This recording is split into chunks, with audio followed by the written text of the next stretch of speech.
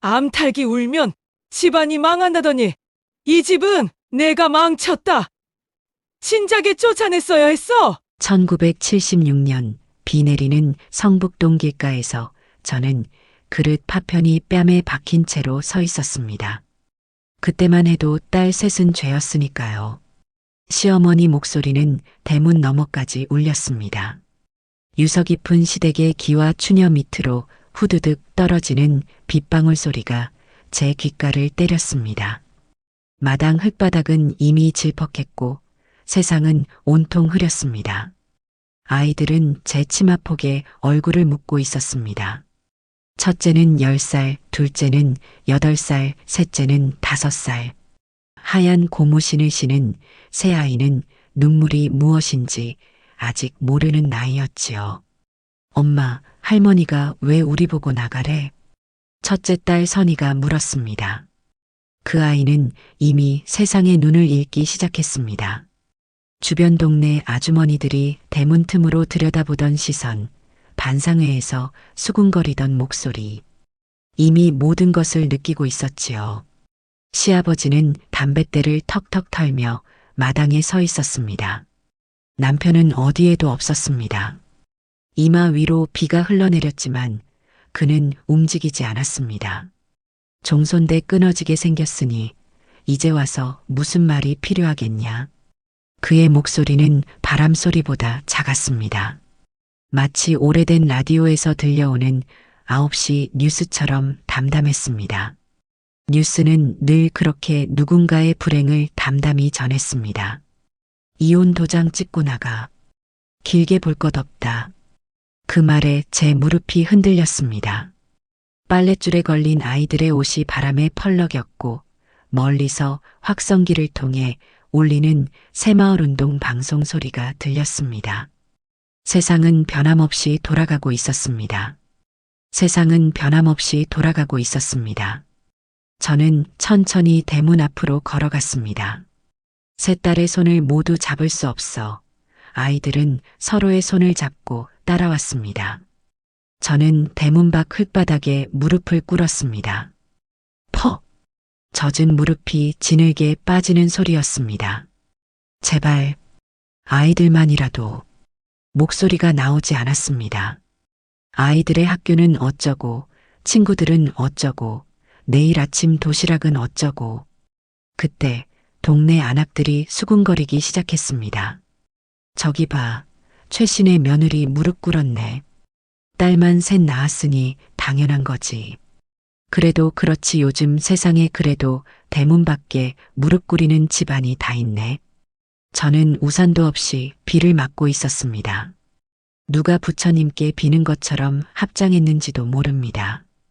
기억 속에서 그 순간은 여전히 젖어 있습니다. 그때 제 고무신 한 짝이 지늘게 빠져 다시는 찾을 수 없었습니다. 엄마 신발. 둘째 지선이가 말했지만 저는 알아듣지 못했습니다. 이미 세상의 소리가 들리지 않았으니까요. 소복을 적시는 빗소리만 남았습니다. 시어머니가 현관문에 서서 뭔가를 내던졌습니다. 처음에는 그게 무엇인지 알지 못했습니다. 나중에 보니 제가 시집올 때 가져온 다라이였습니다. 그 안에는 아이들 속옷 몇 벌과 학교 공책이 뒤섞여 있었습니다. 종갓집에서 딸만 낳은 년. 짐은 놔둘 수 없으니 당장 치워. 옆집 최씨 아주머니가 안타까운 눈길로 저를 봤지만 아무도 나서지 않았습니다. 그때 세상은 그런 세상이었습니다. 법보다 관습이, 정보다 체면이 더 컸던 시절이었지요. 저는 일어나 다라이를 끌어안았습니다. 그때 라디오에서 흘러나오던 노래가 아직도 귓가에 맴돕니다. 이미자의 동백아가씨였을까요? 아니면 나훈아의 잃어버린 정이었을까요? 세 딸은 말없이 제 치마폭을 붙잡고 있었습니다. 그런데 그 순간 가장 어린 셋째 아선이가 문득 시어머니를 향해 걸어갔습니다. 할머니, 엄마 울려서 미워요. 5살 아이의 목소리는 너무나 맑았습니다. 아이는 자신의 주머니에서 캐러멜 하나를 꺼내 나에게 내밀었습니다. 시어머니의 얼굴이 일그러졌습니다. 그 순간 시어머니의 눈에서 무언가가 지나갔습니다. 주저함이었을까요? 아니면 오래된 자신의 기억이었을까요? 그러나 그것은 바람처럼 지나갔고 시어머니는 문을 쾅 닫았습니다. 저는 세 딸의 손을 잡고 성북동 언덕길을 내려왔습니다. 한쪽 발은 고무신을 신고 다른 쪽은 맨발이었습니다.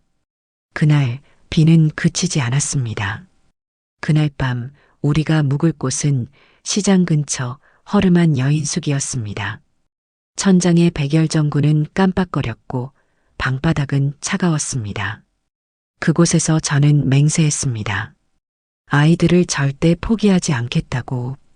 내 딸들을 절대 굶기지 않겠다고. 엄마, 배고파요. 셋째의 목소리에 저는 다라이에서 신문지를 꺼내 펼쳤습니다. 그 속에는 아침에 쪄놓았던 찐빵 한 개가 남아 있었습니다. 세 조각으로 나누면서 제 눈에서 눈물이 떨어졌습니다. 그날 밤 셋째가 자면서 중얼거렸습니다. 엄마, 내일은 국밥 먹을 수 있어요? 그 말 한마디가 제 가슴을 찔렀습니다. 국밥이라. 아이들이 가장 좋아하던 음식이었습니다. 시어머니가 명절 때마다 끓여주던. 갑자기 머릿속에 생각이 스쳤습니다. 국밥, 그래 국밥. 다음 날 아침 저는 여인숙 주인에게 물었습니다. 이 근처에 국밥집들 있는 시장이 어디 있나요? 주인 할머니는 고개를 갸웃거렸습니다. 광장시장 가게. 거기 국밥골목 있어. 근데 새댁이 왜? 저는 대답 대신 웃기만 했습니다. 아마 그때 제 눈빛은 결의에 차 있었을 겁니다. 그날부터 새로운 삶이 시작되었습니다. 딸만 셋 낳았다고 버림받은 제가 세상을 향해 첫 발을 내딛는 순간이었습니다. 시장 안에서 양은 솥 하나를 주었습니다. 낡고 바닥에 기스가 많았지만 국을 끓이기에는 충분했습니다. 이제부터는 제가 국밥을 끓여야 했으니까요. 국밥으로 세 딸을 먹여 살리겠습니다. 그날 저는 종이에 이렇게 적어 쪽방 벽에 붙였습니다. 세상을 향한 제 작은 선언이었습니다. 광장시장 구석, 천막 하나 치고 양은 솥을 걸었습니다. 그날은 1976년 5월 전국적으로 가뭄이 들었던 날이었습니다.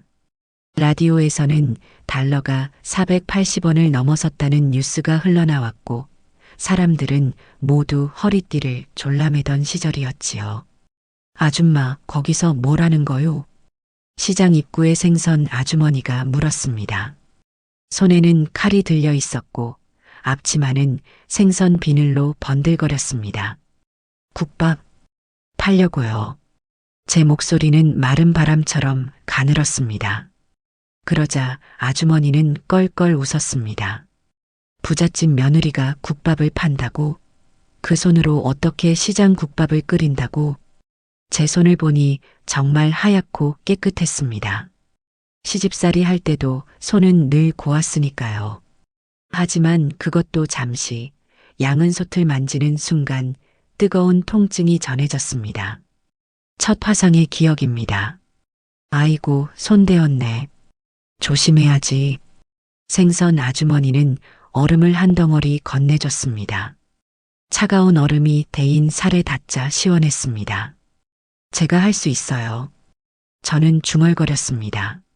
셋째가 주워온 양은 솥을 닦으며 또 한 번 중얼거렸습니다.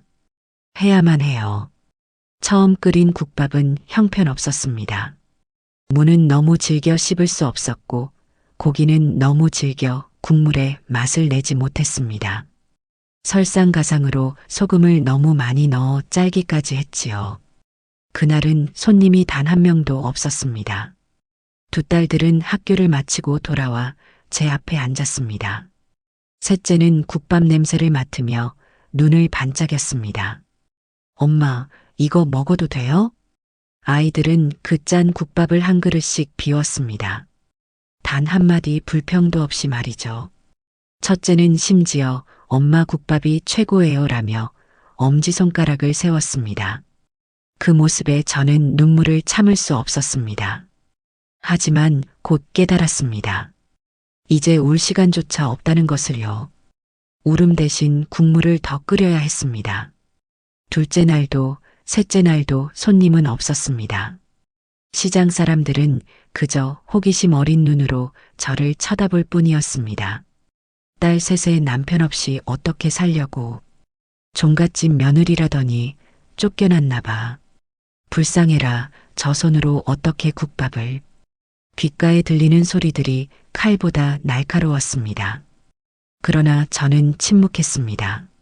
내 딸들을 위해 국밥을 더 맛있게 끓이는 법을 연구하는데 모든 정신을 쏟았습니다. 넷째 날 아침 시장 입구에서 웬 할아버지가 천천히 걸어왔습니다. 낡은 중절모에 지팡이를 짚은 노인이었습니다. 세댁, 국밥 한 그릇 주시겠소? 첫 손님이었습니다. 떨리는 손으로 국밥을 한 그릇 떠드렸습니다. 소금도 적당히, 무는 충분히 익히고 고기도 부드럽게 삶았습니다. 할아버지는 천천히 국물을 한 숟가락 떠서 입에 넣으셨습니다. 그리고는 이 국물에서 눈물 맛이 나는구먼. 깜짝 놀랐습니다. 제가 국물에 눈물을 떨어뜨린 적은 없었거든요. 할아버지는 고개를 끄덕이며 계속 드셨습니다. 세댁, 국밥은 그냥 끓이는 게 아니야. 정성으로 끓이는 거야. 이 국물의 세댁에 젊은 어머니의 정성이 드러나 있구먼. 할아버지는 그릇을 비우고 돈을 내셨습니다. 그리고 지팡이를 짚고 일어서며 말씀하셨습니다. 내일도 올 테니 국밥 끓여놓게. 그 말 한마디가 제 삶을 바꿨습니다. 다음 날부터 손님이 하나둘 늘어났습니다. 시장 상인들도 점심시간에 한 그릇씩 먹으러 왔습니다. 아주머니, 국밥 맛있네요. 내일도 올게요. 아이고, 무가 정말 부드럽네. 비법이 뭐예요? 이 시래기는 어디서 구했어? 씹는 맛이 좋네. 국밥 맛에 대한 칭찬은 많았지만 그보다 더 많은 것은 질문이었습니다. 남편은 어디 있어요? 애들 아빠는 왜 안 보이나? 혼자서 어떻게 장사하고 애들 키워요? 그런 질문들에 저는 대답하지 않았습니다. 그저 미소 지으며 국밥을 더 맛있게 끓이는데 집중했지요. 어느 날 국민학교 선생님이 가장 방문을 찾아오셨습니다. 첫째 선희의 담임 선생님이셨죠. 선희 어머니. 선희가 학교에서 공부를 아주 잘해요. 선생님은 국밥을 드시면서 이야기를 이어가셨습니다. 그런데 요즘 도시락을 안 싸와서요. 다른 아이들이 좀 놀린다고 하더군요. 저는 그 말에 가슴이 무너졌습니다. 시간이 없어 도시락을 제대로 챙겨주지 못했던 거지요. 아침부터 국밥을 끓이다 보면 아이들 도시락은 뒷전이 되곤 했으니까요. 죄송합니다. 앞으로는 꼭. 교장 선생님은 손을 저으셨습니다. 아니, 그게 아니라 선희가 대단해서 말씀드리는 겁니다. 어제 장문 시간에 우리 엄마의 국밥이란 글을 썼는데 전교생이 다 울었답니다. 선생님은 주머니에서 종이 한 장을 꺼내주셨습니다. 선희의 글씨체로 쓰인 장문이었습니다. 우리 엄마는 국밥 장수입니다. 엄마의 국밥은 세상에서 제일 맛있어요. 엄마는 매일 새벽에 일어나 국밥을 끓입니다. 손에 물집이 생겨도 연탄불이 뜨거워도 엄마는 울지 않아요. 다른 애들은 엄마가 국밥 장수라고 놀리지만 전 자랑스러워요. 우리 엄마의 국밥에는 마법이 있거든요. 먹으면 배고픔이 사라지고 슬픔도 사라져요. 커서 저도 엄마처럼 누군가에게 따뜻한 국밥을 만들어주고 싶어요. 눈물이 앞을 가렸습니다. 그때 선생님이 말씀하셨습니다. 이 아이 장학금 받을 만하겠습니다. 제가 한번 추천해 보겠습니다. 그날 밤 딸들이 잠든 후 양은솥 앞에 앉아 저는 결심했습니다. 이제 눈물 대신 국물을 더 진하게 끓이자고 원망 대신 양지머리를 더 푹 고안해자고 손바닥의 물집은 더 이상 아프지 않았습니다. 무엇보다 제 딸들이 국밥집 딸내미라는 소리를 부끄러워하지 않도록 만들어야 했습니다. 우리 국밥집이 최고라는 소리를 듣게 해야 했습니다. 그날 이후로 저는 새벽 4시에 일어나 국밥 준비를 했습니다. 따뜻한 물로 얼굴을 씻고 긴 머리를 단정하게 묶었습니다. 비록 낡은 앞치마를 둘렀지만 마음만은 가장 반듯한 어머니였습니다. 할머니, 무 좀 싸게 주세요. 아저씨, 이 소고기 좀 더 살 점 많은 걸로 주세요. 저는 이제 시장 상인들에게 당당히 말을 걸 수 있게 되었고 그들도 조금씩 저를 알아보며 가끔은 좀 더 싼 값에 재료를 내주기도 했습니다. 오후 늦게 낯선 남자가 찾아왔습니다. 검은 정장에 선글라스를 쓴 그는 국밥 한 그릇을 시켰습니다. 김춘자 씨 맞죠? 놀랐습니다. 제 이름을 어떻게 알았을까요? 그는 천천히 국밥을 먹으며 말을 이었습니다. 성북동에서 왔습니다. 시어머님께서 손녀들이 보고 싶다고 하시네요. 심장이 멎는 듯 했습니다. 시댁에서 사람을 보냈다니 그곳을 떠난 지 2달도 채 되지 않았는데 말입니다. 전할 말은 없습니다. 그리고 다시는 오지 마세요. 제 목소리는 떨리지 않았습니다. 양은 솥이 끓 듯 제 안에서도 뭔가가 끓고 있었으니까요. 분노가 아닌 단단한 결이었습니다. 남자는 말없이 일어났습니다. 그리고 테이블 위에 봉투 하나를 놓고 갔습니다. 열어보니 돈이 아니라 사진 3장이 들어 있었습니다. 딸들의 어릴 적 사진이었습니다. 그 순간 깨달았습니다. 어쩌면 시어머니도. 그럼에도 저는 사진을 서랍에 넣어두었습니다. 아직은 돌아갈 수 없었으니까요. 제 자존심보다 딸들의 미래가 더 중요했으니까요. 그날 밤 양은 솥으로 국물을 더 진하게 끓이며 저는 다짐했습니다. 내 딸들은 절대 무릎 꿇지 않을 거야. 절대로. 국물이 끓는 소리가 마치 제 심장 소리 같았습니다. 이제 저는 국밥집 주인이었습니다. 더 이상 누군가의 며느리가 아닌 세 딸의 어머니이자 광장시장 국밥집 주인이었습니다. 1977년 겨울 그 애는 유난히도 춥다고들 했습니다.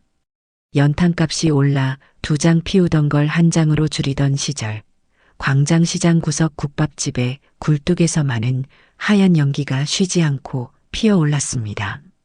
아줌마, 이 추위에 어쩜 이리 일찍 나와요? 새벽 5시 야채 좌판을 정리하던 배추 아저씨의 인사에 저는 그저 웃기만 했습니다.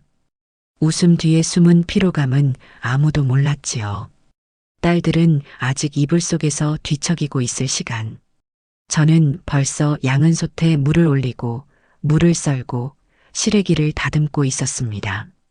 아이고, 오늘은 손님이 왜 이리 많은 거요? 복 터진 거 아니야? 육개장 파는 강씨 아주머니가 농담을 던졌습니다. 그 말에도 저는 웃기만 했습니다. 이젠 제법 손님이 늘어 하루에 양은 솥 3개는 비울 정도였으니까요. 어제는 몇 그릇 팔았어? 쉬, 물어보면 안 돼. 저 집은 매일 장부 적어. 네, 저는 매일 밤 장부를 적었습니다.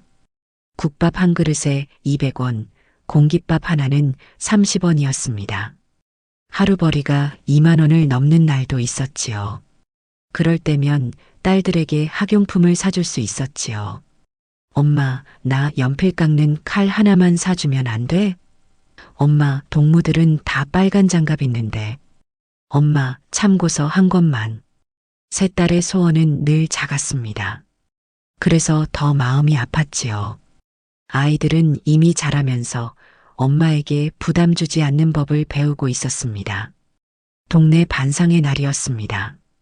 통장님 댁에 모인 아주머니들 사이로 저는 조용히 구석에 앉았습니다. 이번에 수도세가 또 올랐다네. 한 가구당 400원씩 더 걷기로 했어. 통장님의 말에 한숨소리가 여기저기서 들렸습니다. 저기 김춘자 씨는 어떻게 할 거요? 딸 셋에 혼자서. 말을 건 것은 쌀가게 최 씨 아주머니였습니다. 갑자기 모든 시선이 저에게 쏠렸습니다. 괜찮습니다. 일주일만 더 일찍 일어나면 될 것 같아요. 제 대답에 반상회장은 잠시 조용해졌습니다. 그때 누군가 작게 중얼거렸습니다. 애비도 없는 집에서 어떻게 세계지배를 키운다고. 가슴이 철렁 내려앉았습니다. 하지만 저는 침묵했습니다. 입술을 꽉 깨물고 손톱이 손바닥을 파고들 정도로 주먹을 꽉 쥐었지만 침묵했습니다. 그날 밤 저는 평소보다 세게 양은 솥을 닦았습니다. 손가락 마디가 빨갛게 부어올랐지만 계속 닦았습니다. 마치 누군가의 말을 지우듯이 말입니다. 다음 날은 첫째 선희의 중간고사 결과가 나오는 날이었습니다. 아이는 국밥집에 달려와 시험지를 내밀었습니다. 엄마, 1등이야. 국어 100점, 산수 98점. 모든 과목이 90점이 넘었습니다. 선희의 눈에는 자부심이 가득했습니다. 우리 딸, 정말 대단하다. 저는 아이를 끌어안았습니다. 그런데 선희의 얼굴이 갑자기 어두워졌습니다.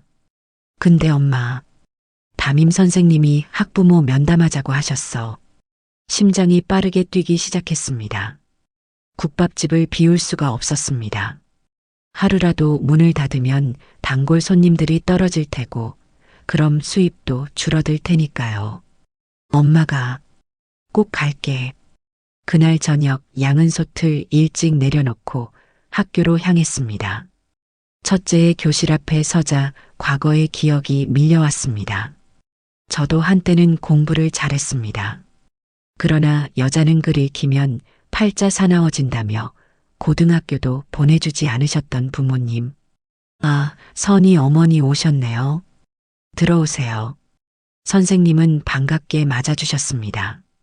교실 안에는 다른 학부모들도 있었습니다. 모두 단정한 옷차림이었고 손은 하얗고 깨끗했습니다. 선희가 정말 우수한 학생이에요. 특히 작문 실력이 탁월해서 교내 100일장에 나가면 좋을 것 같아요. 선생님의 칭찬에 가슴이 벅차올랐습니다. 하지만 다른 학부모들의 시선이 느껴졌습니다. 국밥집 딸내미라는 속삭임이 들리는 듯 했습니다. 감사합니다만 100일장은 어떤. 제 손은 거칠었습니다. 양은 솥을 닦고 물을 써는 손이었습니다. 그 손으로 연필을 쥐고 신청서를 작성하는데 어색했습니다.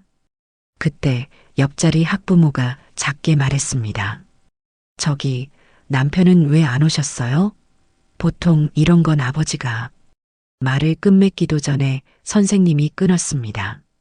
선희는 정말 특별한 아이예요. 어머니께서 잘 키우신 덕분이죠. 집으로 돌아오는 길, 저는 혼자 걸었습니다. 아이 학교 오는데 따로 신을 좋은 신발조차 없었습니다. 검정 고무신은 소리 없이 아스팔트를 밟았습니다. 가로등 불빛 아래 제 그림자가 길게 늘어졌습니다. 나도 공부하고 싶었는데 입 밖으로 새어나온 중얼거림이었습니다. 그때 문득 깨달았습니다. 제 딸들은 반드시 공부해야 한다고, 대학도 가야 한다고, 저처럼 되지 않아야 한다고. 그날 밤 또다시 장부 앞에 앉았습니다. 이번에는 국밥 매출만이 아니라 선희 대학 저금통이라는 항목을 새로 만들었습니다. 매일 벌이의 10%를 그곳에 적어 넣기로 했습니다. 엄마, 뭐예요? 둘째 지선이가 졸린 눈으로 물었습니다. 너희들 미래를 적고 있어. 아이는 이해하지 못했겠지만 고개를 끄덕였습니다. 그리곤 옆에 앉아 장부를 구경했습니다. 엄마, 나도 나중에 장사할 거예요? 그 질문에 제 손이 멈췄습니다. 둘째의 눈을 바라보았습니다. 아니, 너희들은 하고 싶은 것 다 하면 돼. 아이는 제 팔에 머리를 기대었습니다. 근데 엄마처럼 국밥 끓이는 것도 좋을 것 같아요. 엄마 국밥은 세상에서 제일 맛있으니까. 눈물이 핑 돌았습니다. 딸의 머리를 쓰다듬으며 속으로 다짐했습니다.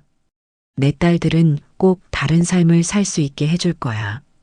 1978년 봄 광장시장 국밥집은 이제 제법 소문이 났습니다. 아침 일찍부터 줄을 서는 손님도 생겼고 저는 이제 도우미 아주머니 한 분을 고용할 만큼 되었습니다. 춘자 씨, 오늘은 일찍 들어가. 애들 학교 참관 있다며? 도우미 김 씨 아주머니의 말에 감사히 고개를 숙였습니다. 이제는 가끔 일찍 마감하고 아이들 학교 행사에도 참석할 수 있게 되었습니다. 그런 날 오후 시장을 나서는데 누군가 제 이름을 불렀습니다. 춘자 씨? 돌아보니 낯익은 얼굴이었습니다. 성북동 시절 옆집에 살던 최 씨 아주머니였습니다. 아이고, 정말 춘자 씨 맞네. 지금 어떻게 지내? 그분은 저를 찬찬히 살펴보셨습니다. 제 손, 제 앞치마, 제 검정 고무신까지. 소문 들었어. 국밥집 한다고. 딸들은 잘 크고 있어? 저는 고개만 끄덕였습니다. 말문이 막혔습니다. 그날 정말 미안했어. 아무 말도 못하고 누구 하나 나서서 말리지도 못하고. 최 씨 아주머니의 눈에 눈물이 고였습니다. 그제야 조금 마음이 풀렸습니다. 괜찮아요. 저희는 잘 지내고 있어요. 아주머니는 한숨을 내쉬었습니다. 근데 알아? 그 집 요새 말이 많아. 아들이 사업에 손을 대서 큰 빚을 졌다더라. 시아버님도 많이 편찮으시고. 가슴 한켠이 쿡 쑤셔왔습니다. 그래도 저는 아무 말도 하지 않았습니다. 혹시 남편 소식은 들어? 정말 이혼까지 했다는 소문이 맞아? 그 질문에도 저는 고개를 저었습니다. 이혼 서류에 도장을 찍긴 했지만 그 후 어떻게 됐는지 알 수 없었습니다. 남편은 그 후로 단 한 번도 찾아온 적이 없었습니다. 몇 번 시댁에서 사람이 왔지만 그는 오지 않았습니다. 아줌마, 전 이만 가볼게요. 아이들이 기다려요. 최 씨 아주머니는 안쓰러운 눈길로 저를 바라보았습니다. 춘자야, 정말 대단하다. 넌 정말 대단해. 그 말을 듣고 집으로 돌아오는 길, 초여름 바람이 제 머리카락을 흐트렸습니다. 어둑해진 하늘에 별이 하나둘 보이기 시작했습니다. 국밥집 앞에 도착하니 세 딸이 마당에 앉아 공부하고 있었습니다. 첫째는 시험 준비를, 둘째는 산수 문제를, 셋째는 한글 공부를 하고 있었지요. 그 모습을 보니 가슴이 뭉클해졌습니다. 저는 소리 없이 그들 뒤에 섰습니다. 제 그림자가 아이들을 덮었고 셋째가 먼저 알아챘습니다. 엄마다. 아이들이 달려와 안겼습니다. 그 순간 깨달았습니다. 침묵은 약함이 아니라 강함이었다는 것을. 제 침묵이 이 세 아이들을 지켜주고 있다는 것을. 오늘 저녁은 뭐 먹을까? 제가 물었습니다. 셋째가 신이 나서 외쳤습니다. 국밥. 엄마 국밥이 세상에서 제일 맛있어요. 그날 밤 양은 솥에 국물을 끓이며 저는 생각했습니다.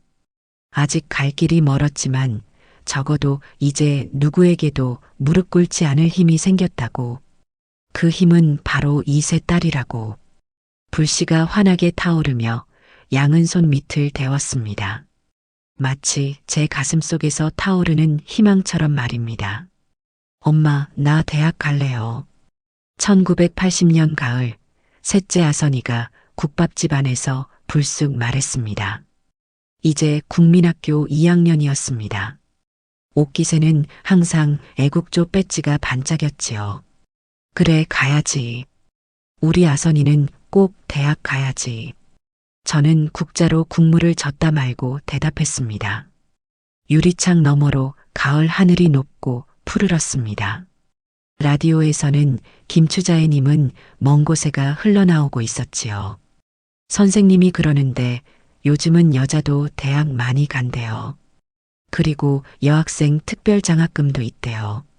아선이는 신문지로 만든 공책에 열심히 뭔가를 적고 있었습니다. 그 종이는 제가 국밥 포장할 때 쓰고 남은 것들이었습니다. 아이는 그걸 모아 풀로 붙여 공책을 만들었지요. 우리 딸들은 다 대학 보낼 거야. 걱정 마.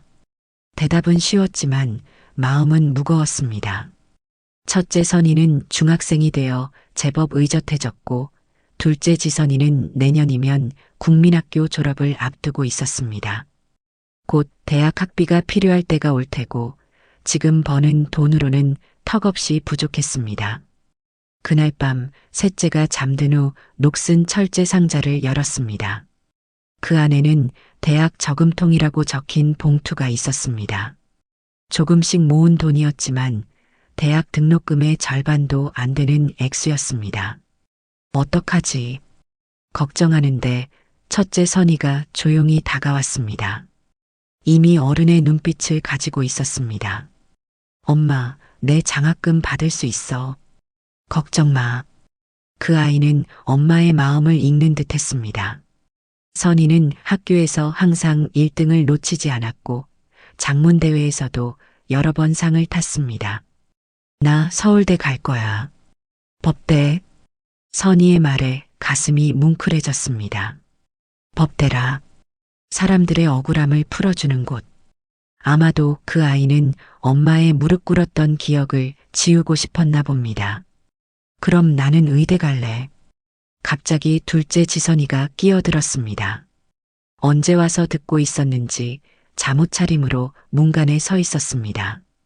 왜 의대야? 제가 물었습니다. 지선이는 눈을 반짝이며 대답했습니다. 아픈 사람 고쳐주려고. 엄마 손 대었을 때 약도 발라주고. 세 딸들의 꿈이 이렇게 자라고 있었습니다. 마치 국밥 속 무처럼 하루하루 익어가고 있었지요. 다음 날 아침 여느 때처럼 새벽 4시에 일어났습니다. 그런데 부엌에 이미 불이 켜져 있었습니다. 첫째 선이가 양은솥에 물을 올리고 있었습니다. 선이야, 왜 벌써 일어났어? 아이는 미소를 지었습니다. 엄마 좀 도와주려고요. 이제 저도 할 수 있어요. 가슴이 찡했습니다. 큰아이는 이미 어른의 손이 되어 있었습니다. 손끝은 참고서를 넘기다 종이에 베인 자국이 있었고 손바닥은 양은솥을 닦아 거칠어져 있었습니다. 공부해야지. 학교 가기 전에 공부하는 시간이잖아. 선이는 고개를 저었습니다. 공부는 학교에서 해요. 집에선 엄마 도와야죠. 그 말이 제 마음에 깊이 박혔습니다. 아이들이 너무 일찍 어른이 되고 있었습니다. 제가 원치 않았던 방향으로요. 오늘부터 엄마 혼자 할게. 너희들은 공부에만 집중해. 세 딸은 반대했지만 저는 단호했습니다. 그날부터 딸들의 도움을 거절했습니다. 비록 더 힘들었지만 그것이 제가 엄마로서 할 수 있는 유일한 선물이었으니까요. 그해 겨울, 큰 눈이 내렸습니다. 도로는 꽁꽁 얼었고 연탄길은 더 미끄러웠습니다. 그날 아침 연탄 10장을 지고 언덕을 오르다 넘어졌습니다. 무릎이 깨지고 손목이 접질렸습니다. 큰일 났네. 이러다 장사 못하겠어. 이웃 할머니의 말에 눈물이 핑 돌았습니다.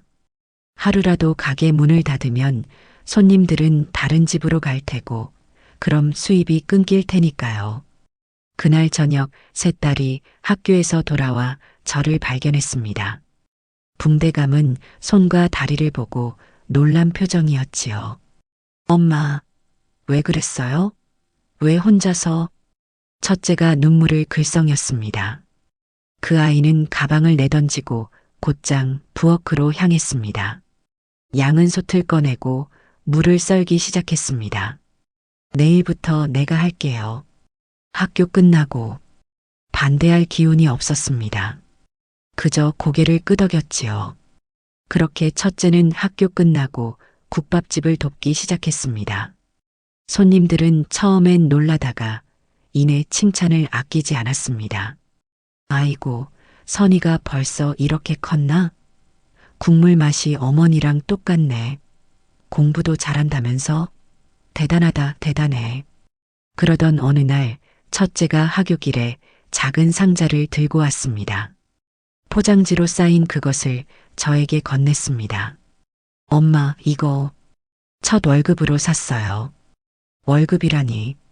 아이가 학교 방과 후에 아르바이트를 했다는 사실을 그제야 알았습니다. 동네 문방구에서 책 정리를 도와주고 받은 돈이었습니다. 떨리는 손으로 포장을 풀었습니다. 그 안에는 반짝이는 새 연탄 집게가 있었습니다. 엄마 손 잡고 되잖아요. 이제 이거 써요. 눈물이 왈칵 쏟아졌습니다. 딸의 첫 월급으로 산 연탄 집게를 꼭 쥐고 있는데 마치 보물을 쥔 것 같았습니다. 고마워. 우리 딸. 그 연탄 집게는 국밥집 벽에 걸어두었습니다. 매일 보면서 힘을 내기 위해서였지요. 학교 선생님이 국밥집을 찾아오신 것은 그로부터 얼마 후였습니다. 첫눈이 살짝 내리던 날이었지요. 선이 어머니 맞으시죠? 잠시 얘기 좀 나눌 수 있을까요? 불안했습니다. 첫째 선이에게 무슨 일이라도 생겼나 싶어 가슴이 쿵쾅거렸습니다. 우리 선이가 전국 장문대회에서 대상을 받았습니다. 장관상이에요. 순간 귀를 의심했습니다. 장관상이라니. 주제가 내 인생의 등대였는데 선이가 어머니에 대해 썼더군요. 국밥 끓이는 어머니의 손이라는 제목으로요. 선생님은 복사본 한 장을 내밀었습니다. 첫 문장부터 눈물이 핑 돌았습니다. 나의 어머니는 국밥을 끓이신다. 그 국물에는 세상의 모든 슬픔과 기쁨이 녹아있다. 어머니의 손은 거칠지만 그 손이 만든 국밥은 세상에서 가장 부드럽다. 글을 다 읽지 못했습니다. 눈물이 앞을 가렸으니까요. 선생님은 계속 말씀하셨습니다. 이 상으로 선이는 특별장학생 추천을 받게 됩니다. 고등학교 졸업할 때까지 학비 걱정은 없을 거예요. 그날 밤 가게 문을 일찍 닫고 세 딸과 함께 삼겹살을 구워 먹었습니다. 그 당시 저희에게 삼겹살은 명절에나 먹는 귀한 음식이었지요. 우리 선이 정말 자랑스러워. 고기를 굽다 문득 깨달았습니다. 이제 첫째의 대학 진학 때까지 돈을 모으면 어느 정도 해결된 셈이었습니다. 하지만 둘째, 셋째는 걱정 마세요, 엄마. 둘째 지선이가 제 생각을 읽기라도 한 듯 말했습니다. 저도 장학금 받을 거예요. 그리고 지선이는 교복 주머니에서 작은 메모지를 꺼냈습니다. 이거 봐요.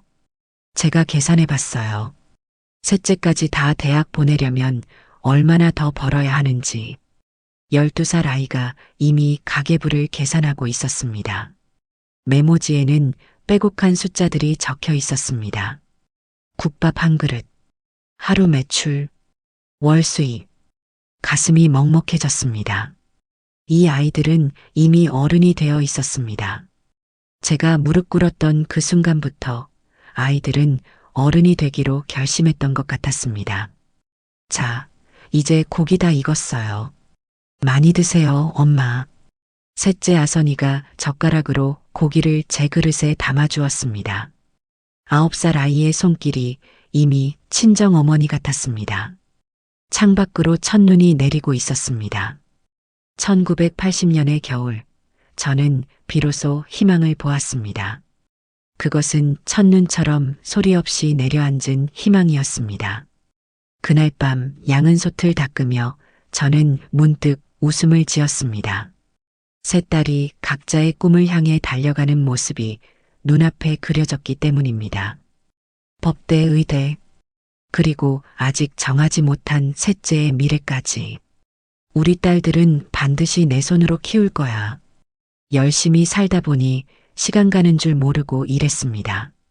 큰아이가 벌써 고등학교 3학년이 되었지요.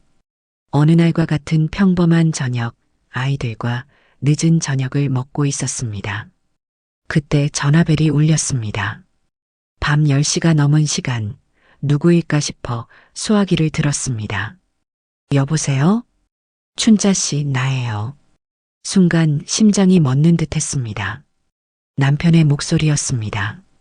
8년 만에 들어보는 그 목소리는 낯설면서도 익숙했습니다. 무슨 일이세요? 제 목소리는 떨리지 않았습니다. 이미 단단해진 마음이었으니까요. 어머님이 많이 편찮으세요. 병원에 계십니다. 전화를 끊고 나서도 한동안 그 자리에 서 있었습니다. 바깥에서는 눈이 더 거세게 내리고 있었습니다. 창가에 선 제 모습이 유리창에 비쳤습니다. 그 얼굴은 이미 시댁에서 쫓겨난 28살 세댁의 얼굴이 아니었습니다. 세 딸을 키우며 국밥집을 일군 32살의 여인의 얼굴이었습니다. 엄마, 무슨 전화예요? 첫째 선희가 물었습니다. 저는 잠시 망설이다 진실을 말했습니다. 친할머니가 많이 편찮으시대. 세 아이의 눈빛이 달라졌습니다. 그들은 잠시 서로를 바라보더니 첫째가 입을 열었습니다. 가봐야 하지 않을까요? 가슴이 찡했습니다. 그 아이들에게 상처를 준 사람들인데도 아이들은 이미 용서할 준비가 되어 있었습니다. 내일 가볼게. 그날 밤 오랜만에 꿈을 꾸었습니다. 성북동 그 집 대문 앞에 무릎 꿇었던 꿈이었습니다. 그런데 이번엔 혼자가 아니었습니다. 세 딸이 제 곁에 서 있었고 그들은 당당했습니다. 무릎 꿇지 않았습니다. 꿈에서 깨어나자 이상하게 마음이 평온했습니다. 그것은 두려움이 아닌 담담한 용기였습니다. 이제 저는 돌아갈 수 있었습니다. 더 이상 도망치는 것이 아니라 당당히 마주할 수 있었습니다. 눈이 내리는 아침, 저는 국밥집 문을 닫고 성북동으로 향했습니다. 1984년 1월의 공기는 얼음장같이 차가웠습니다. 병원에 도착하니 70년대 중반에 지어진 시멘트 건물이 회색 하늘 아래 더욱 음침해 보였습니다. 현관문을 열자 특유의 소독약 냄새가 코를 찔렀습니다. 병실로 향하는 복도는 길고 좁았습니다. 흰 형광등이 깜빡이며 매 발걸음마다 그림자를 드리웠습니다. 병실 문 앞에 서자 심장이 주먹만 해졌습니다. 문을 열기 전 저는 깊게 숨을 들이쉬었습니다. 이제 더는 무릎 꿇지 않을 것이라고 스스로에게 다짐했습니다. 누구세요? 문을 열자 낯선 여자가 물었습니다. 아마도 간병인이거나 다른 친척인 듯 했습니다. 옆에는 시아버지가 앉아 계셨습니다. 8년 만에 뵙는 시아버지의 머리카락은 완전히 하얗게 변해 있었고 그 등은 한없이 구부정했습니다. 저예요. 시아버지는 천천히 고개를 들어 저를 보셨습니다. 그분의 눈에는 놀라움과 복잡한 감정이 교차했습니다. 왔구나. 단 한마디였지만 그 목소리에는 여러 감정이 섞여 있었습니다. 저는 고개를 숙여 인사드리고 병상으로 다가갔습니다. 시어머니는 백발이 된 채 산소호흡기를 끼고 누워 계셨습니다. 한때 저를 내쫓던 그 위험 있는 모습은 온데간데 없고 새의 뼈처럼 여위어 있었습니다. 어머니, 제 목소리에 그분의 눈꺼풀이 살짝 움직였습니다. 입술이 떨리더니 작은 소리가 새어나왔습니다. 국밥. 놀랐습니다. 제 귀를 의심했습니다. 어머니, 제가 춘자예요. 알아보시겠어요? 시어머니의 눈이 천천히 떠졌습니다. 그분의 눈동자는 흐릿했지만 저를 향해 있었습니다. 국밥 한 그릇만. 간호사가 들어와 시어머니의 맥박을 체크했습니다. 폐렴이 심해서 음식을 거의 못 드시는데 어제부터 계속 국밥을 찾으세요. 혹시 특별한 의미가 있나요? 저는 대답하지 못했습니다. 목이 메어서였습니다. 시어머니 옆에 앉아 그분의 손을 조심스레 잡았습니다. 한때 저를 무시하고 내쫓던 그 손은 이제 앙상한 나뭇가지 같았습니다. 의사가 들어와 상태를 설명했습니다. 많이 위험하십니다. 폐에 물이 차고 의식도 자주 흐려지세요. 가족들 모두 오시는 게 좋겠습니다. 병실을 나오는데 시아버지가 따라 나오셨습니다. 복도에 서서 그분은 잠시 침묵하셨습니다. 춘자야, 미안하다. 그 말에 가슴이 철렁 내려앉았습니다. 지난 8년간 단 한 번도 사과를 기대하지 않았는데 이렇게 갑자기 들으니 오히려 당황스러웠습니다. 아이들은 잘 크고 있니? 네. 다들 건강하고 공부도 열심히 해요. 시아버지는 깊은 한숨을 내쉬셨습니다. 국밥집 잘 되나 보더라. 그분이 어떻게 알고 계신지 의아했습니다. 마치 제 생각을 읽기라도 한 듯 시아버지는 말을 이으셨습니다. 내 소식 가끔 들었다. 글쎄, 동네 사람들이 다들 내 국밥 맛있다고 소문이 자자하더라. 잠시 침묵이 흘렀습니다. 창밖으로 눈이 더 세차게 내리고 있었습니다. 사실은 말이다. 시아버지의 목소리가 떨렸습니다. 우리가 큰일 났다. 공기가 더 차가워진 것 같았습니다. 아들놈이 사업한다고 집까지 담보 잡히더니 이제 빚쟁이들이 들이닥치고 병원비도 없고 가슴이 아팠습니다. 남편의 사업 실패, 그리고 그로 인한 집안의 몰락. 제가 쫓겨난 동안에 시댁은 완전히 달라져 있었습니다. 제가 도울 일이 있을까요? 그 말이 제 입에서 나오는 순간 저도 놀랐습니다. 하지만 미워해야 할 이유가 있음에도 미워할 수 없었습니다. 그들도 결국은 사람이니까요. 시아버지는 눈물을 훔치셨습니다. 고맙다. 하지만 내가 어떻게, 너네들 셋에 말끝을 흐리셨습니다. 그때 병실에서 간호사가 급하게 나왔습니다. 어르신, 빨리 들어오세요. 상태가 갑자기 안 좋아지셨어요. 우리는 급히 병실로 돌아갔습니다. 시어머니의 호흡이 가빠지고 얼굴이 창백해져 있었습니다. 의사가 달려와 응급처치를 했습니다. 1시간 후 위기는 가까스로 넘겼습니다. 의사는 고개를 저었습니다. 이제 시간 문제입니다. 준비하시는 게 좋겠습니다. 병실 밖으로 나오는데 복도 끝에서 익숙한 실루엣이 보였습니다. 남편이었습니다. 8년 만에 보는 그의 모습은 너무 달라져 있었습니다. 검은 머리카락 사이로 하얀 새치가 보였고 눈가에는 깊은 주름이 자리 잡고 있었습니다. 춘자, 그가 천천히 다가왔습니다. 손에는 낡은 서류 가방을 들고 있었고 양복은 구겨져 있었습니다. 왔구나. 눈을 마주치기가 어려웠습니다. 그의 눈에는 부끄러움과 후회가 가득했습니다. 어머니가 많이 편찮으시다고 해서 고마워. 와줘서. 어색한 침묵이 흘렀습니다. 말없이 병실로 향하는 그의 뒷모습을 바라보았습니다. 한때 그토록 사랑했던 사람, 그러나 정작 제가 가장 필요로 할 때 곁에 없었던 사람. 병원을 나와 버스를 기다리는데 누군가 제 이름을 불렀습니다. 돌아보니 시댁의 육촌 도련님이었습니다. 그분은 당시 제가 쫓겨날 때 유일하게 말리려 했던 분이었습니다. 오랜만입니다. 잘 지내셨어요? 그분은 따뜻한 미소를 지으셨습니다. 네, 그럭저럭요. 들었어요. 국밥집 한다고. 얼마나 대단한지. 그분은 한숨을 내쉬었습니다. 사실은 형수님께 드릴 말씀이 있어서요. 눈이 내리는 정류장 아래 그분은 조용한 목소리로 말을 이었습니다. 그때 형수님을 그렇게 내보낸 건 사실 큰어머님의 뜻만은 아니었어요.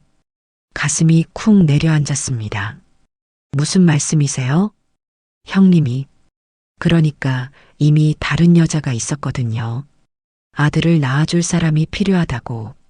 세상이 흔들리는 듯 했습니다. 숨을 쉴 수가 없었습니다. 그래서 핑계를 만든 거예요. 딸만 셋이라는. 버스가 도착했지만 저는 움직일 수 없었습니다. 도련님은 조용히 말을 이었습니다. 근데 이제 그 여자도 떠났어요.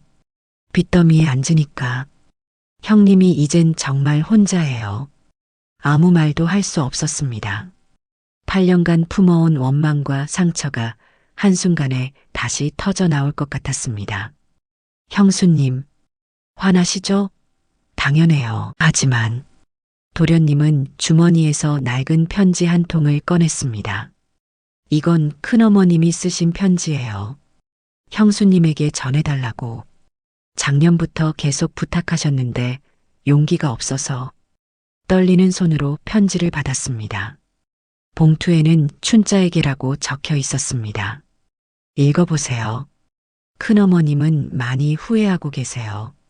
버스는 떠났고 저는 여전히 정류장에 서 있었습니다. 편지를 열어볼 용기가 나지 않았습니다.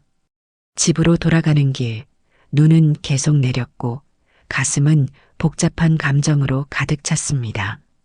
국밥집에 도착하니 김씨 아주머니가 걱정스러운 표정으로 기다리고 있었습니다. 어이구, 춘자야.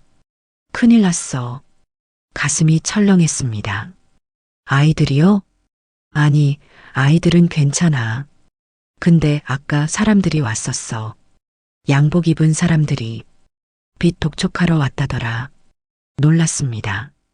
제게 무슨 빚이 있단 말입니까? 무슨 소리예요? 그 사람들 말로는 내 남편. 아니, 전 남편 빚이라는데. 이혼하기 전에 내가 보증을 섰다나 아니면 서명을 위조했거나. 다리에 힘이 풀렸습니다. 의자에 털썩 주저앉았습니다. 그 사람들 명함 두고 갔어. 내일 다시 온대. 명함을 보니 대한금융이라고 적혀 있었습니다. 전 남편이 제 이름으로 보증서를 위조했다니. 어떻게 이런 일이. 저녁이 되어 딸들이 학교에서 돌아왔습니다.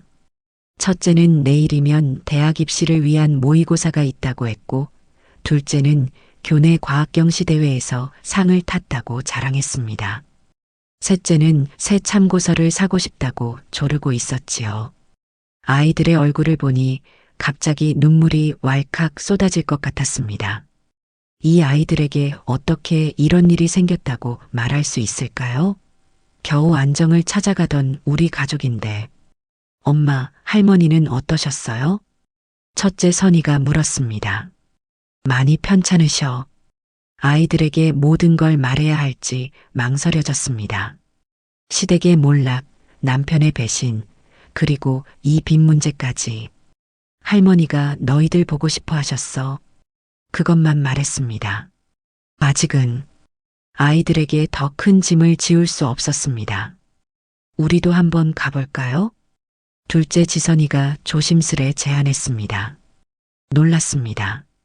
아이들이 시댁을 방문하고 싶어 할 거라고는 생각하지 못했습니다. 정말 가보고 싶어? 셋 딸은 서로 눈빛을 교환하더니 고개를 끄덕였습니다. 엄마가 힘든 건 알지만 할머니가 돌아가시기 전에 한 번은 봐야 할 것 같아요. 첫째의 말에 가슴이 뭉클해졌습니다. 이 아이들은 언제 이렇게 성장했을까요?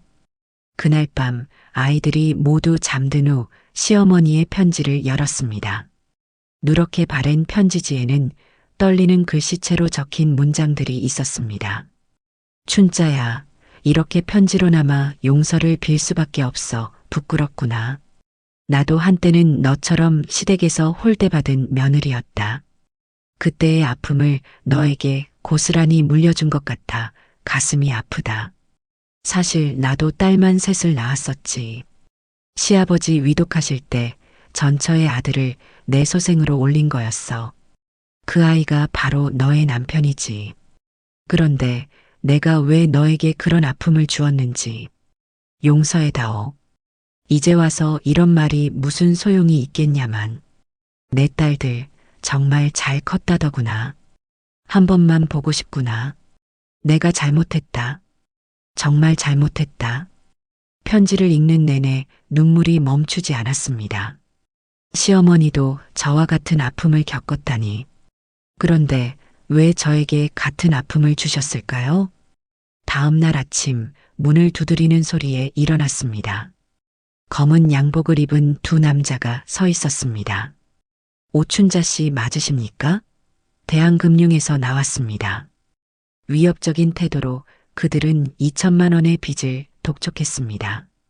1980년대 초반 2천만 원은 저에게 천문학적인 금액이었습니다. 국밥집을 10년 해도 모을 수 없는 돈이었지요. 일주일 안에 갚지 않으면 가게를 압류하겠습니다. 그들이 떠난 후 저는 양은솥 앞에 주저앉았습니다. 이제 어떻게 해야 할까요? 모든 것을 잃을 위기에 처했습니다. 8년간 일군 국밥집, 딸들의 미래, 그리고 우리의 보금자리까지. 전화벨이 울렸습니다. 여보세요? 춘자 씨? 병원입니다. 어머님 상태가 급격히 나빠지셨어요. 빨리 오세요. 전화를 끊고 우두커니 서 있는데 갑자기 문이 열렸습니다. 첫째 선이었습니다. 엄마, 무슨 일 있어요? 아까 사람들이 왔다던데. 선이의 눈은 이미 모든 것을 알고 있는 듯 했습니다. 더는 숨길 수 없었습니다. 응, 아버지가 진 빚이 있어. 우리 가게가 위험해. 선이는 잠시 침묵했습니다. 그리고는 결연한 목소리로 말했습니다. 엄마, 할머니부터 가봐요. 이건 내가 알아볼게요. 선이야, 넌 어떻게 해? 엄마, 난 법대 갈 거라고 했잖아요. 이미 민법 공부 시작했어요. 불법 보증은 효력이 없을 수도 있어요. 18소녀의 눈에는 어른의 결단력이 담겨 있었습니다. 그리고 우리 셋이서 의논했어요. 엄마가 쓰러지면 안 돼요. 엄마는 우리의 전부니까. 그 말에 눈물이 왈칵 쏟아졌습니다. 제가 딸들을 키운 게 아니라 딸들이 저를 지켜주고 있었습니다. 시장 골목을 나서는데 맞은편에서 도련님이 급히 달려오고 있었습니다. 형수님, 큰일 났어요. 큰어머님이. 말을 끝맺기도 전에 저는 뛰기 시작했습니다. 버스를 타고 병원으로 향했습니다. 창밖으로 흩날리는 눈을 보며 생각했습니다. 딸만 셋을 낳았다고. 그래서 쫓겨났지만 버스가 병원 앞에 도착했습니다. 급히 내리려는데 발이 미끄러져 넘어질 뻔했습니다. 그때 누군가 제 팔을 잡아주었습니다. 조심해. 남편이었습니다. 그의 눈은 붉게 충혈되어 있었습니다. 어머니가 위독하세요. 말없이 병원으로 뛰어들어갔습니다. 복도를 지나 병실로 향했습니다. 문을 열자 시어머니는 산소 마스크를 쓴 채 힘겹게 숨을 쉬고 계셨습니다. 어머니, 침대 옆에 다가가 시어머니의 손을 잡았습니다. 그 손은 차갑고 가벼웠습니다. 희미한 목소리로 시어머니가 제 이름을 불렀습니다. 그분의 눈에서 눈물이 흘러내렸습니다. 서 말을 잇지 못하고 시어머니는 제 손을 꼭 쥐셨습니다. 그리고는 무언가를 건네주려 하셨습니다. 그것은 작은 유기 그릇이었습니다.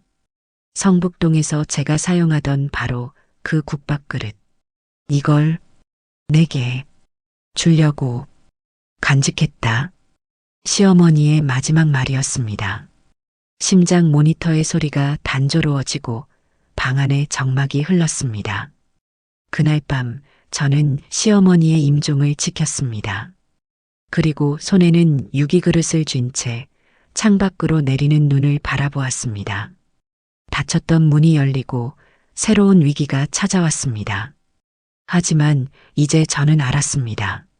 제가 혼자가 아니라는 것을, 세 딸이 있고 그들이 저를 지키고 있다는 것을. 유기 그릇을 바라보며 생각했습니다. 이 그릇에 담긴 것은 국밥만이 아니었구나. 용서와 화해, 그리고 새로운 시작이었구나. 그의 1월, 시어머니의 장례식은 조용했습니다. 옛 종갓집의 위엄은 사라지고 가난한 상주들만 남은 초라한 장례식이었습니다. 시아버지는 빈소에서 계속 눈물을 흘리셨고 남편은 말없이 술만 마셨습니다. 저는 딸 셋을 데리고 조문했습니다. 아이들은 처음 보는 친척들 앞에서 조용히 절을 올렸습니다. 친척들은 놀란 눈으로 아이들을 바라보았습니다. 저게 춘자 딸들이냐?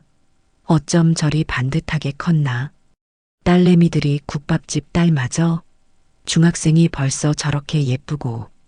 수군거림이 들렸지만 아이들은 흔들리지 않았습니다. 저는 그런 아이들이 자랑스러웠습니다. 장례를 마치고 집으로 돌아가려는데 시아버지가 저를 불러 세웠습니다.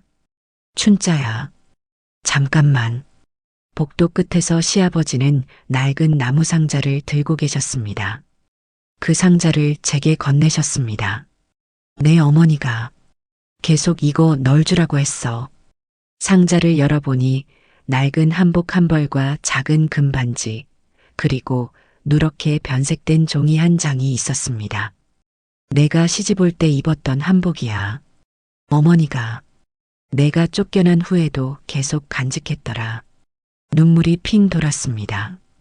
시어머니가 제 옷을 보관하고 계셨다니.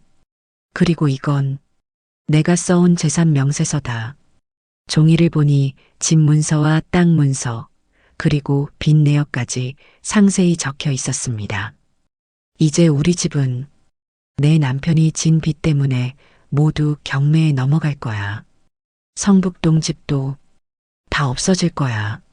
시아버지의 목소리가 떨렸습니다. 하지만 내 이름으로 된 빚은 내가 보증선적이 없으면 효력이 없을 수도 있어. 내 딸이 그걸 알아보고 있다고 하더구나. 놀랐습니다. 첫째가 이미 시아버지와 연락했던 모양입니다. 춘자야, 미안하다. 내가 너무 무심했어. 시아버지가 고개를 숙이셨습니다. 한때 위엄 넘치던 그분이 이제는 한없이 작아 보였습니다. 집으로 돌아오는 길, 세 딸과 함께 눈 쌓인 길을 걸었습니다. 내리는 눈은 우리의 발자국을 금세 지워버렸습니다. 엄마, 첫째 선이가 불렀습니다. 그 사람들이 또 왔었어요. 빛 독촉하는 사람들. 가슴이 철렁 내려앉았습니다. 근데 제가 이미 변호사 사무실에 물어봤어요. 엄마 서명 없이 진 빚은 효력이 없대요. 증거만 있으면. 17 소녀의 눈에는 어른의 결단력이 담겨 있었습니다. 선이야, 너는 공부에만 집중해. 이건 엄마가. 안 돼요, 엄마. 우리가 도울 거예요. 둘째 지선이가 끼어들었습니다. 우리도 이제 다 컸어요. 엄마 혼자만의 싸움이 아니에요. 눈물이 왈칵 쏟아졌습니다. 언제부터 이 아이들이 이렇게 든든한 기둥이 되었는지. 국밥집에 도착하니 문 앞에 누군가 기다리고 있었습니다. 전 남편이었습니다. 춘자야. 그는 술에 취해 있었습니다. 딸들은 경계하는 눈빛으로 그를 바라보았습니다. 들어갈게요, 엄마. 첫째가 말하며 동생들을 데리고 안으로 들어갔습니다. 이제 제 앞에는 전 남편만 남았습니다. 할 말이 뭐야? 제 목소리는 차가웠습니다. 그는 흔들리는 목소리로 말했습니다. 미안해. 정말 미안해. 남편은 눈물을 흘리며 제 앞에 무릎을 꿇었습니다. 성북동에서 제가 무릎 꿇었던 그 자세 그대로였습니다. 나 때문에 내가 모든 걸 잃었는데 그런데도 어머니 임종을 지켜줘서 눈앞의 광경이 믿기지 않았습니다. 한때 저를 버렸던 그 사람이 이제는 제 앞에 무릎 꿇고 있었습니다. 일어나. 제 목소리는 단호했습니다. 무릎 꿇지 마. 그건 아무것도 해결하지 못해. 그는 천천히 일어났습니다. 눈물로 범벅이 된 얼굴이었습니다. 난 정말 형편없는 남편이었어. 그래, 넌 나쁜 남편이었어. 솔직하게 말했습니다. 더는 숨길 필요가 없었습니다. 하지만 지나간 일이야. 이제 중요한 건 딸들이야. 여전히 사랑이 남아 있었는지 미움뿐이었는지 저도 알 수 없었습니다. 하지만 하나는 확실했습니다. 이제 우리는 다른 사람이 되어 있다는 것. 춘자야, 나도 도울게. 빚 문제 내가 해결할게. 그의 말에 희망이 보였습니다. 하지만 한편으로는 불안했습니다. 그가 또 다른 실수를 하지 않을까 하는 두려움이 있었습니다. 어떻게? 네. 인감증명서가 있어. 내 이름으로 위조된 서명. 그걸 증명할 수 있어. 남편의 말에 깜짝 놀랐습니다. 그도 자신의 잘못을 인정하고 바로잡으려는 의지가 보였습니다. 알았어. 하지만 딸들에게 더 이상 상처 주지 마. 그는 고개를 끄덕였습니다. 그리고는 주머니에서 작은 봉투를 꺼냈습니다. 이건 내가 가지고 있던 마지막 돈이야. 많진 않지만 봉투 안에는 현금 50만 원이 있었습니다. 1980년대 초반 적지 않은 금액이었습니다. 고마워. 하지만 돈보다는 딸들에게 아버지가 되어줘. 그날 밤 남편은 국밥집 옆 작은 방에서 묵었습니다. 딸들은 처음엔 아버지를 경계했지만 시간이 지나면서 조금씩 마음을 열기 시작했습니다. 다음 날 아침 검은 양복을 입은 사람들이 다시 찾아왔습니다. 오춘자 씨, 기한이 지났습니다. 이제 가게를 압류하겠습니다. 그때 남편이 나섰습니다. 잠깐만요. 제가 오춘자 씨 남편입니다. 이 빚은 불법입니다. 남편은 서류 뭉치를 꺼냈습니다. 인감증명서와 위조된 서명이 든 서류들이었습니다. 이건 제가 다른 사람을 시켜 위조한 겁니다. 제 아내는 아무것도 모릅니다. 저는 놀라서 말을 잇지 못했습니다. 남편은 자신의 죄를 공개적으로 인정하고 있었습니다. 증거가 여기 있습니다. 만약 계속 독촉하신다면 이 증거를 가지고 경찰에 고발하겠습니다. 검은 양복의 사람들은 잠시 당황했습니다. 그들은 서로 눈빛을 교환하더니 이내 물러났습니다. 일주일 안에 확인하겠습니다. 하지만 증거가 틀리다면 그들이 떠난 후 저는 남편을 바라보았습니다. 왜 그런 짓을? 그때는 다른 여자가 있었어. 아들을 낳아줄 거라고 했는데 그래서 내 이름으로 돈을 빌렸던 거야. 솔직한 고백에 가슴이 아팠습니다. 하지만 또 한편으로는 마음이 가벼워졌습니다. 이제 모든 진실이 밝혀졌으니까요. 어쨌든 고마워. 딸들은 학교에 가고 저는 국밥을 끓이기 시작했습니다. 남편은 옆에서 물을 썰고 연탄을 갈았습니다. 위태로운 화해의 시작이었습니다. 1년 후 시장에서 웬 할머니가 찾아왔습니다. 나이 지긋한 할머니는 천천히 국밥집 안으로 들어왔습니다. 춘자 아가 있소? 낯선 목소리에 고개를 들었습니다. 처음 보는 할머니였습니다. 제가 춘자입니다만. 할머니는 저를 유심히 살펴보더니 미소를 지었습니다. 내 어머니 친구였어. 옛날에 내 엄마가 시집올 때 함께했던. 깜짝 놀랐습니다. 저의 친정 어머니는 제가 10살 때 돌아가셨습니다. 어머니의 친구를 만나는 건 정말 오랜만이었습니다.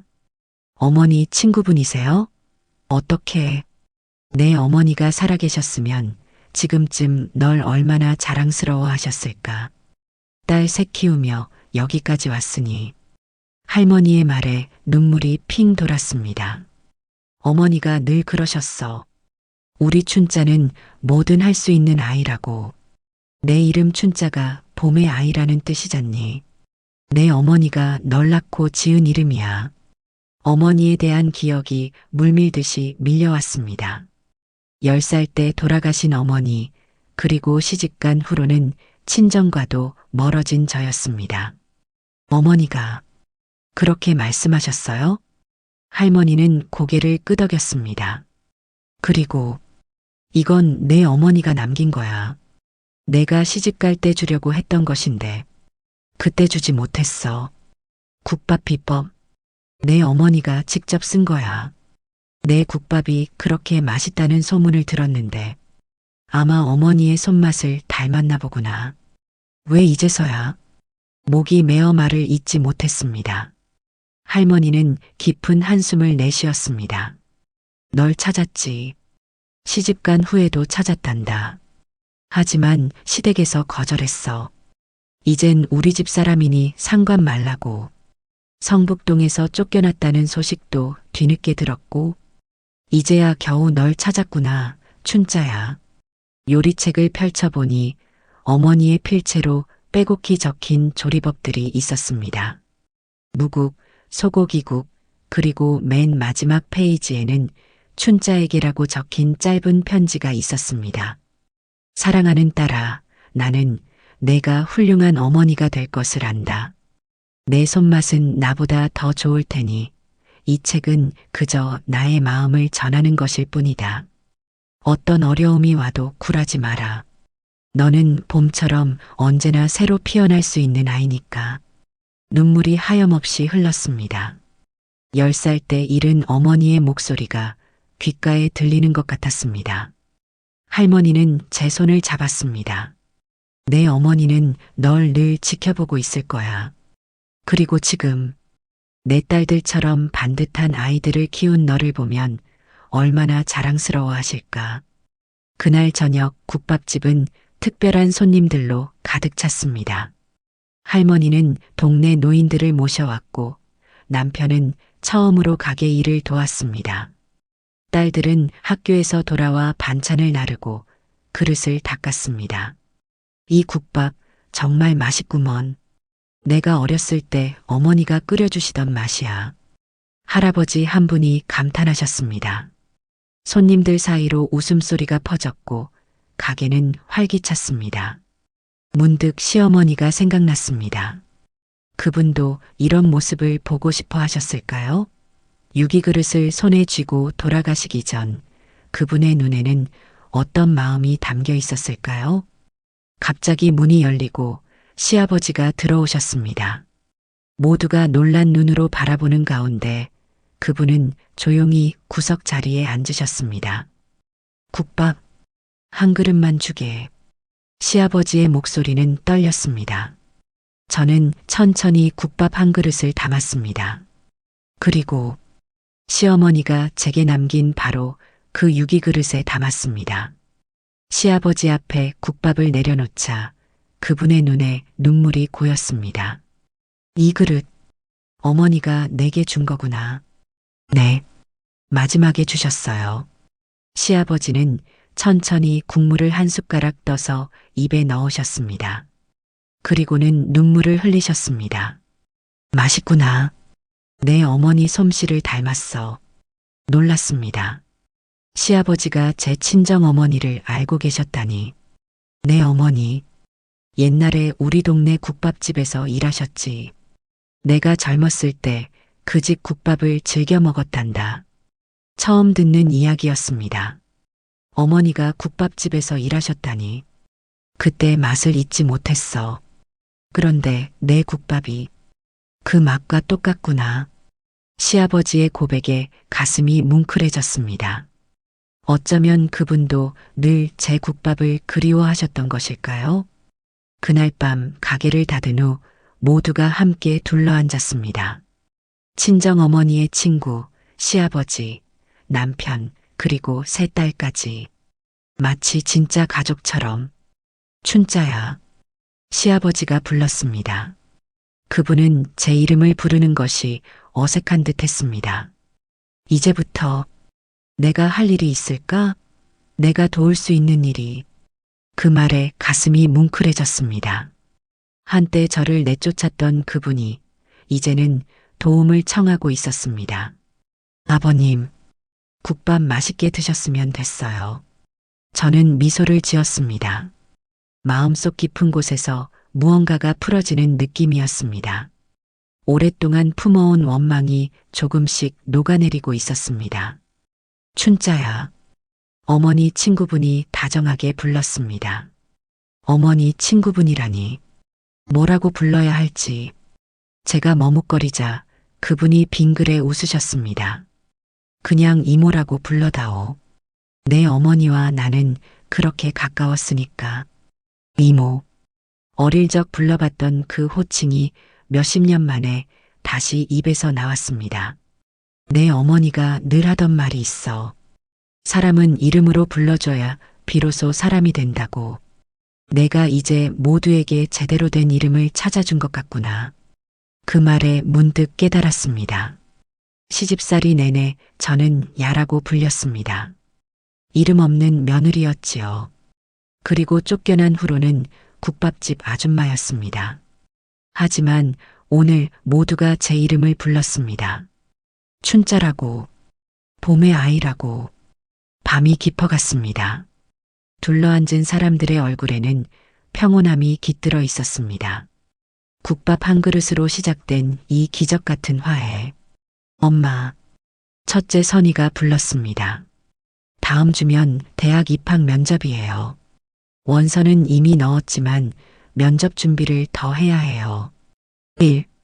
아이의 눈에는 결의가 담겨 있었습니다. 서울대 법대 면접은 언제니? 다음 주 금요일이에요. 그리고 면접 준비는 제가 다 했어요. 도서관에서 법학책도 빌려보고 선배들에게 조언도 구했어요. 감격스러웠습니다. 아이가 이렇게까지 열심히 준비하고 있었다니. 우리 딸 꼭 합격할 거야. 면접에서도 반드시 빛날 거야. 모두가 선의를 응원했습니다. 그리고 둘째, 셋째도 자신의 꿈을 이야기했습니다. 의사가 되고 싶다는 둘째, 선생님이 되고 싶다는 셋째. 창밖으로 눈이 다시 내리기 시작했습니다. 하지만 이번 눈은 차갑지 않았습니다. 마치 봄의 첫눈처럼 따뜻하게 느껴졌습니다. 국밥집 창문에 비친 우리 모습이 보였습니다. 모두 함께 둘러앉아 웃고 있는 모습. 이것이 바로 제가 원했던 가족의 모습이었습니다. 춘자야. 시아버지가 다시 불렀습니다. 그분의 목소리에는 진심이 담겨 있었습니다. 고맙다. 정말 고맙다. 그 한마디에 그동안의 아픔이 씻겨 내려가는 듯 했습니다. 봄이 오고 있었습니다. 제 이름처럼 새로운 봄이. 2022년 가을 광장시장 안쪽 골목에 46년 전통의 춘자네 국밥집이 있습니다. 가게 입구에는 낡은 전기 간판이 달려 있고 그 아래 1976년부터 끓여온 정성 국밥이라고 적혀 있습니다. 창가에는 오래된 사진들이 걸려 있습니다. 흑백 사진 속에는 양은솥 앞에 선 젊은 여인과 새 어린 딸의 모습이 담겨 있지요. 이제 제 나이 74살. 세월의 흔적이 제 얼굴에 깊게 새겨졌지만 여전히 매일 아침 5시에 일어나 국밥을 끓입니다. 할머니, 이제 그만 쉬세요. 제가 할게요. 첫째 선희의 딸 지민이가 손수건으로 제 이마에 땀을 닦아줍니다. 지민이는 이제 26, 우리 국밥집의 셰프가 되었습니다. 괜찮아. 할머니는 이 일이 좋아. 손녀의 도움을 받아 난간에 앉습니다. 창밖으로 고층 빌딩 사이로 해가 떠오르고 있습니다. 예전에는 보이지 않던 풍경이죠. 세상이 많이 변했습니다. 할머니, 아까 방송국에서 전화 왔어요. 인터뷰 확정됐대요. 지민이가 알려줍니다. 지난달 저희 국밥집이 전통을 잇는 맛의 장인이란 프로그램에 소개되기로 했습니다. 작은 국밥집이 이렇게 유명해진다니 꿈만 같습니다. 손녀가 양은솥에 국물을 끓이는 모습을 보며 생각에 잠깁니다. 세월이 참 빠르게 흘렀습니다. 첫째 선희는 법대에 합격했습니다. 19 소녀의 꿈이 현실이 된 순간이었지요. 손에 든 합격 통지서를 보며 세 딸과 함께 펑펑 울었던 기억이 납니다. 둘째 지선이도 의대에 합격했습니다. 그 아이는 성적 장학금을 받아 학비 걱정 없이 공부할 수 있었습니다. 막내 아선이는 교육대학에 진학했습니다. 그해 겨울 저는 처음으로 국밥집을 하루 쉬고 세 딸과 함께 설악산으로 여행을 떠났습니다. 눈 덮인 산을 오르며 우리는 함께 꿈을 꾸었습니다. 엄마, 성북동에서 무릎 꿇던 날부터 딱 14년이 지났어요. 첫째 선이가 말했습니다. 그 말에 가슴이 찡했습니다. 12해. 그 세월이 어떻게 흘렀는지도 모르게 지나갔습니다. 1990년대 딸들은 각자의 자리에서 빛나기 시작했습니다. 선이는 변호사가 되어 여성 인권을 위한 일을 했고, 지선이는 소아과 의사가 되어 아픈 아이들을 돌봤으며, 아선이는 초등학교 교사가 되어 아이들에게 꿈을 심어주었습니다. 그리고 저는 여전히 국밥을 끓였습니다. 할머니, 이거 좀 보세요. 지민이가 제게 태블릿을 건넵니다. 화면에는 우리 국밥집에 대한 블로그 글이 떠 있습니다. 세 딸을 키운 국밥 장인의 이야기. 와, 조회수가 10만 넘었네요. 지민이가 신이 나서 말합니다. 제 이야기가 이렇게 많은 사람들에게 알려지다니 부끄럽기도 하고 감사하기도 합니다. 블로그 글 아래 댓글들을 보니 눈물이 핑 돕니다. 저도 어머니가 혼자 저희 남매를 키우셨어요. 이 이야기 보고 울었습니다. 진짜 한국 어머니의 모습이네요. 감동입니다. 오늘 꼭 이 국밥집 가볼게요. 그 맛에 역사가 담겨 있다니. 진심 어린 댓글들에 가슴이 따뜻해집니다. 창밖을 보니 시장 입구에 버스 한 대가 서고 사람들이 내립니다. 관광객들입니다. 이제 저희 국밥집은 광장시장의 명소가 되었습니다. 할머니, 진짜 기집애 셋이 할머니의 복이었네요. 지민이가 웃으며 말합니다. 그 말에 마음이 뭉클해집니다. 그렇습니다. 세 딸은 제 인생의 가장 큰 복이었습니다. 문득 돌아보면 제 주변에는 풍요로움이 가득합니다. 이제 첫째 선이는 대법관이 되었고, 둘째 지선이는 대학병원 소아과 과장이며, 막내 아선이는 교장 선생님이 되었습니다. 그리고 손자 손녀들은 10명. 모두 건강하고 똑똑한 아이들입니다. 그중 둘은 국밥집을 이어받겠다고 합니다. 지민이와 아선이의 아들 준호가 그 주인공이지요. 할머니, 손님들이 오시네요. 지민이의 말에 일어납니다. 첫 손님들이 들어옵니다. 노부부입니다. 아이고, 이게 진짜 그 유명한 춘자네 국밥집이구먼. 텔레비전에서 봤어. 할아버지가 반가워하십니다. 할머니는 벽에 걸린 사진들을 유심히 살펴보십니다. 아이고, 이게 젊었을 때 사장님이세요? 세 딸을 키우셨다면서요? 고개를 끄덕입니다. 할머니는 감탄하며 말씀하십니다. 대단하세요. 우리 시대엔 그게 얼마나 힘들었겠어요. 저도 딸만 둘인데 시댁에서 얼마나 구박받았는지 공감의 눈빛을 나눕니다. 같은 시대를 살아온 여성들의 무언의 연대감 같은 것이 느껴집니다. 국밥 2그릇 주세요. 할아버지가 말씀하십니다.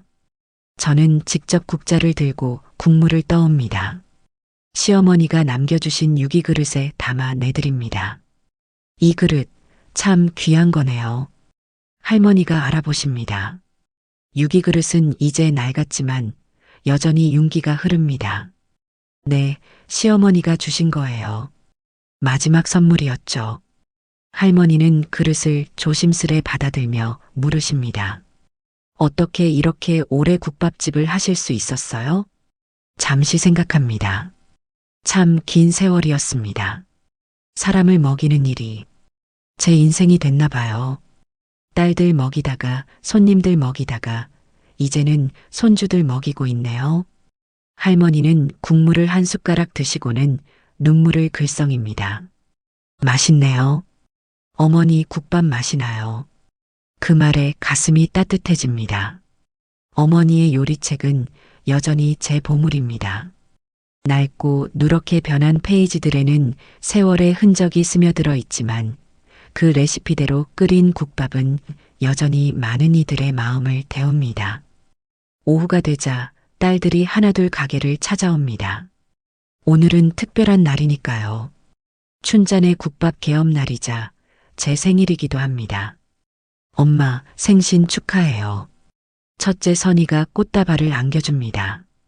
딸의 얼굴에도 세월의 흔적이 보이지만 그 눈빛만은 여전히 17소녀 그대로입니다. 선이야 고마워. 딸을 껴안으며 생각합니다. 이 아이가 없었다면 저는 어떻게 살았을까요? 엄마, 이거 봐요. 둘째 지선이가 손에 책 한 권을 들고 있습니다.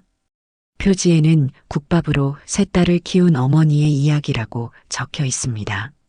이게 뭐야? 우리가 엄마 이야기를 책으로 냈어요. 세 자매가 함께 쓴 거예요. 깜짝 놀랐습니다. 책을 펼쳐보니 세 딸이 돌아가며 쓴 글들이 담겨 있습니다. 엄마, 이 책이 벌써 예약만 10,000부가 넘었대요. 셋째 아선이가 자랑스럽게 말합니다. 그리고 영화사에서 연락이 왔어요. 엄마 이야기로 영화를 만들고 싶대요.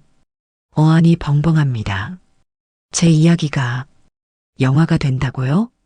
말도 안 돼. 믿어야 해요, 엄마. 엄마의 인생은 영화보다 더 드라마틱하잖아요. 딸들이 웃으며 말합니다. 그리고 셋째가 조용히 덧붙입니다.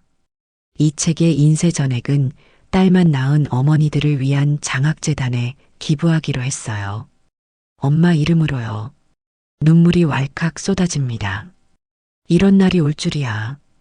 딸만 셋 낳았다고 버림받은 제가 이제는 다른 어머니들을 돕는 장학재단의 이름이 되다니. 식구들이 모두 모여 작은 생일 파티를 합니다. 딸들, 사위들, 손주들, 그리고 이제는 백발이 되신 시아버지까지. 시아버지는 이제 90이 넘는 고령이지만 여전히 매달 한 번은 국밥을 드시러 오십니다. 춘자야. 시아버지가 떨리는 목소리로 부르십니다. 고맙다. 내가 없었으면 우리 가문은 진작에 끊겼을 거야. 그 말에 코끝이 찡합니다. 시아버지는 이제 제게 의지하는 아버지가 되셨습니다. 종갓집대를 이어야 한다며 저를 내쫓았던 그분이 이제는 제 딸들과 손주들을 가장 자랑스러워 하십니다. 남편은 10년 전에 세상을 떠났습니다. 마지막까지 국밥집을 도우며 딸들에게 좋은 아버지가 되기 위해 노력했습니다. 한때의 잘못을 만회하기에는 짧은 시간이었을지 모르지만 그래도 그는 행복하게 떠났습니다. 세 딸의 손을 잡고 미소 지으며 할머니, 이거 뭐예요? 지민이가 낡은 상자 하나를 들고 옵니다. 국밥집 창고를 정리하다 찾은 것 같습니다. 아, 그거. 상자를 열어보니 오래전 잃어버렸던 제 검정 고무신이 있습니다. 성북동에서 무릎 꿇던 날 진흙에 빠져 잃어버렸던 그 신발. 이걸 어디서 찾았니? 저기 오래된 박스에 있었어요. 포장지에 쌓여 있었는데 할아버지 글씨 같아요. 남편이 언제 이걸 찾아온 걸까요? 신발을 손에 쥐니 눈물이 앞을 가립니다. 할머니, 울지 마세요. 오늘은 행복한 날인데. 지민이가 제 등을 토닥입니다. 저는 웃으며 눈물을 닦습니다. 행복해서 우는 거야, 지민아. 그날 밤 모두가 돌아간 후 조용한 국밥집에 혼자 남았습니다.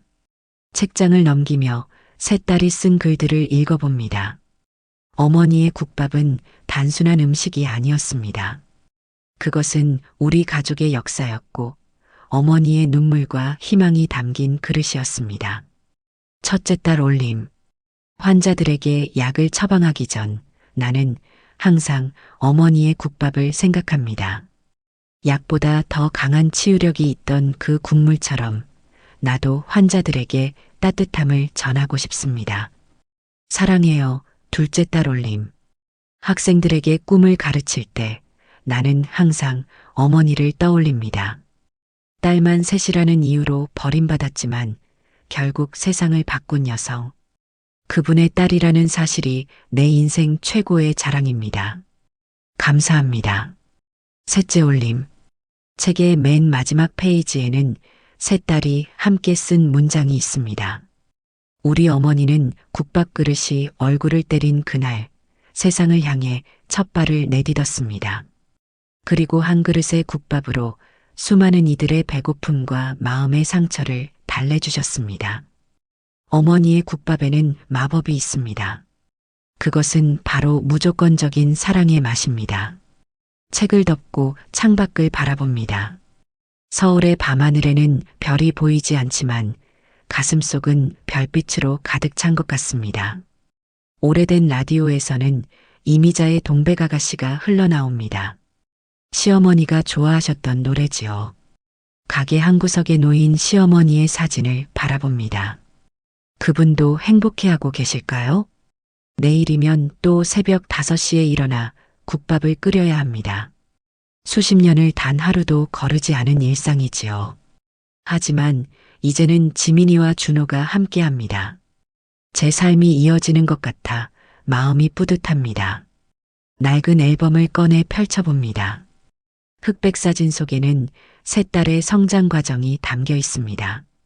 첫 교복을 입던 날, 대학 합격 통지서를 들고 환하게 웃던 날, 각자의 직장에 첫 출근하던 날, 그리고 결혼식 날의 모습까지. 시집가던 날, 세 딸 모두 제게 같은 말을 했습니다. 엄마, 제가 받은 사랑을 이제 다른 이에게 전할게요. 그것이 바로 제가 원했던 것이었습니다. 사랑의 대물림. 창밖으로 새벽이 밝아옵니다. 어느새 밤이 지나고 새날이 시작되고 있네요. 몸은 피곤하지만 마음은 가볍습니다. 국밥솥 앞에 다시 서서 불을 지핍니다. 첫 국물이 끓기 시작하자 익숙한 향기가 퍼집니다. 그 향기 속에 지난 세월월의 모든 기억이 담겨 있는 것 같습니다. 진흙 속에 무릎 꿇었던 날부터 오늘 아침까지 참 많은 일이 있었습니다. 눈물도 많이 흘렸고 웃음도 많이 지었습니다. 하지만 한 가지 확실한 것은 제가 결코 후회하지 않는다는 것입니다. 딸만 셋을 낳았다고 버림받은 그날, 저는 오히려 더 넓은 세상을 얻었으니까요. 국밥 한 그릇에 제 인생을 담아 끓이며 오늘도 중얼거립니다. 딸만 낳았다고 버림받은 그날, 나는 세상을 낳았습니다. 오늘 이야기가 마음에 드셨다면 좋아요와 구독, 알람 설정 잊지 마세요. 여러분의 따뜻한 댓글 하나가 정말 큰 힘이 됩니다.